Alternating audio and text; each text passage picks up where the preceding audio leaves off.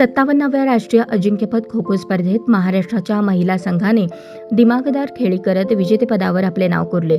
अंतिम सामन्यात यजमान ओडिशावर 25-21 असा थरारक विजय मिळवला. दुसरीकडे पुरुष गटात रेल्वेच्या संघाने गतविजेत्या महाराष्ट्राला 36-28 अशी मात देत बाजी मारली. राष्ट्रीय खो खो स्पर्धेतील महाराष्ट्राच्या महिलांचे हे 26वे तर रेल्वेचे 12वे अजिंक्यपद ठरले. पुरी येथील जिल्हा क्रीडा संकुलात पार पडलेल्या अंतिम सामन्यात महाराष्ट्राच्या महिला खेळाडूंनी शेवटच्या क्षणापर्यंत संघर्ष करत यजमान ओडिशाचा प्रतिकार मोडून काढला. सामन्याच्या मध्यंतराला दोन्ही संघ 10-10 बरोबरीत होते. मात्र दुसऱ्या डावात महाराष्ट्राने अचूक रणनीती आणि दमदार संरक्षणाच्या जोरावर सामन्यावर वर्चस्व मिळवत विजयावर शिक्कामोर्तब केले. प्रियांका इंगळे, रेश्मा राठोड, अश्विनी शिंदे यांनी पहिल्या डावात तर तन्वी भोसले, संपदा मोरे, सानिका चाफे यांनी दुसऱ्या डावात उत्कृष्ट खेळ करत विजयात महत्त्वपूर्ण योगदान दिले.